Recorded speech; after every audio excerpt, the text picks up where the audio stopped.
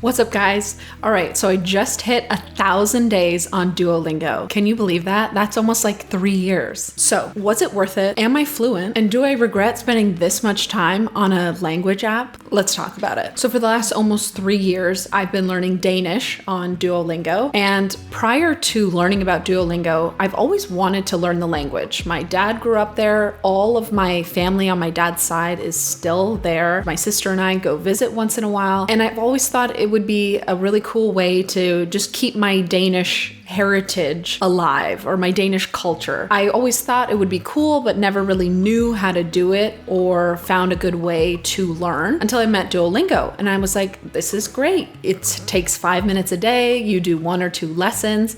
And I was super, super motivated in the beginning, like everybody is, I think, with everything. And it was my New Year's resolution 3 years ago to stick to Duolingo. And I did. So here's my story. So if you don't know what Duolingo is, it's just a language learning app. And they've made it really easy to do what they call a Duolingo lesson. So a lesson will be either a Danish phrase or an English phrase. And then you have to pick the words out, each word, to match the phrase, like to make the sentence. You're not just learning vocabulary, you are actually learning how to create sentences and like the grammar, the sentence structure. But they make it very easy to do because you're clicking on the words. So that's most of the lesson. And then there's some speaking parts where you do have to use your pronunciation. And then there's also parts where you have to type the whole thing out yourself. They'll give you some English sentence and then you got to type it out, all the words in Danish and in the right order for the sentence structure. So that's the cool part of the lessons, is that there's many different methods of learning. Okay, first off, Duolingo is amazing for learning vocabulary. I feel like now when I'm in Denmark, I can read signs, I can read a menu, I can get the gist of a newspaper article. It's because I'm recognizing a ton of words from the words I'm learning on Duolingo. Also, I'm way better at spelling than I thought I would be, or even than I need to be. Like when I'm traveling, you don't need to write anything in Danish, but I can actually spell a lot of words correctly in addition to knowing what they mean. And I think that's really neat. So it's going to help me if I ever actually end up becoming fluent in Danish. So if your goal with learning a language is to be able to read and recognize words, then Duolingo absolutely works. Now, what does Duolingo not do well? That's speaking and pronunciation. There are parts of each lesson where you have to speak into the microphone on your phone in the app, and Duolingo will grade it whether they think you did it right or did it wrong. But when I go to Denmark and I'm hanging out with my family and I'm testing out some of my Duolingo phrases, my family's like, what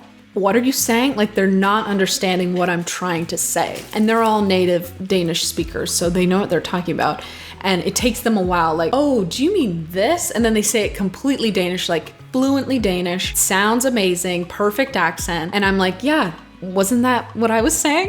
And they're like, no, not at all. Like, we need to work on your pronunciation. So that's something that Duolingo, I don't know if it's just the way that like it's too hard to do it in the app. Like it's too hard to recognize if someone's actually saying something correctly through a microphone. But that's one thing that I think Duolingo really needs to work on. Sometimes I think I could say something random into the microphone and it would accept it. That's not the case, but sometimes it feels that way. Now, my absolute favorite part of Duolingo and what I think they do really well is the motivation aspect. So there's a lot of things they do to keep you motivated. First of all, it's the streak, and it's like keeping your streak alive. So they're able to send you notifications if you have enabled notifications that are like, you've gotten 900 days. Are you going to give up on your Duolingo streak now? And that's like, oh my gosh, I got to log into the app and it's only 5 minutes and I got to do my Danish. It keeps me learning, even though it's very slow. It's only 5 minutes a day. It's 1 lesson a day. So you're slowly learning new vocabulary, learning new Danish words. I find myself so often being like, I would have never have just taken 5 minutes to learn some Danish words every single day if it wasn't for Duolingo. So in that sense, I think it's really cool. The first thing is motivation with the streak. The second way they motivate you is they like really make it a game. And there's a lot of ways they make it a game. One of the ways is friend streaks. So this is where you can invite some of your friends that are on Duolingo into a streak. So then you have your own streak, like 1,000 days on Duolingo, but now you can have a friend streak, and that could be like, me and my friend did 100 days of Duolingo together. And that's like, even it's double accountability, because now your friend's like pinging you in the morning, like, hey, do your Duolingo, make sure you do your Duolingo. So I'm friends with some of my cousins who are learning whatever languages they want to learn. And it's so much fun to be like, hey, just do your Duolingo. And it's like making a community, making a culture out of language learning. And we don't even have to be learning the same language. And I think that's really a neat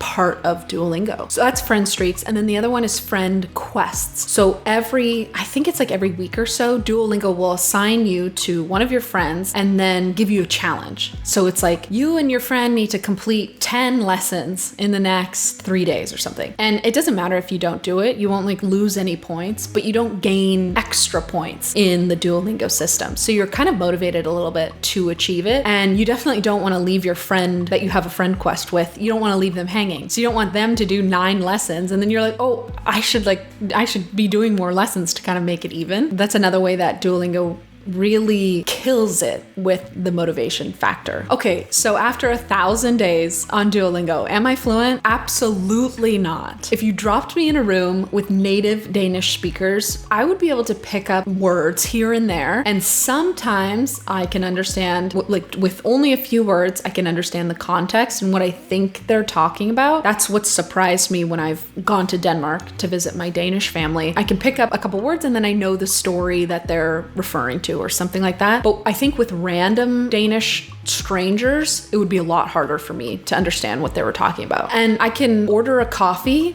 barely. Hopefully the barista knows what I'm saying with my heavy accent, but I could do basic things like that. Denmark specifically is very funny about like Danish people with people who are trying to learn Danish. And what I mean by that is everybody in Denmark knows how to speak English as well. Like they learn it in 3rd grade. So many people know both languages. And so as soon as they hear, like say I ordered a coffee in Danish and they would hear my strong English accent, they would switch to English. Like this has actually happened to me before where I try to order coffee and they're like, okay, and do you want milk in that? And they say it in English because they know I'm from America. And that almost makes it harder to learn or to practice when you're there in Denmark, because it's like, they're just trying to be nice. They're like, oh, this person's English. Like, let me just talk to them in their language because I know it. But it's like, no, I want to like work on my Danish. So my dad told me, he's like, you should learn how to say, hey, I'm from America. I'm trying to work on my Danish. Like, can I just order in dansk? And so I'm going to try that the next time I go to Denmark. So what's next? For me, Duolingo is not good enough to become fluent. Maybe if I spent a lot more time on it per day, did more lessons a day, just spent more time learning, maybe I could get fluent using it, but I think you need other language resources if you actually want to become fluent. That's just my take. So am I quitting now that I hit 1,000 days? No, I love Duolingo. I think it's so much fun, and I think it's such a unique way to slowly but surely learn a language. I'm not in a rush to become fluent. Like I don't even need to learn the language. So for me, it works to be slowly and surely learning it. So fluency was my goal. I would need to be doing way more, taking other language classes, talking with native speakers, maybe get a Danish coach, something like that. Doing way more than just tapping a few things on the screen. Here's little buddy, came to hang. Hi, cutie. So if you're thinking about starting Duolingo, or if you already have a streak, let me know what you think. Let me know if you have become fluent on Duolingo, and let me know what your streak is at. I'm so curious to know if Duolingo has made anybody fluent or if they think it's helping them. Okay, maybe I'll make a video once I'm at 2,000 days, and hopefully I'll be fluent by then. 6 years on Duolingo. We'll see. We'll see you in the next one. Bye.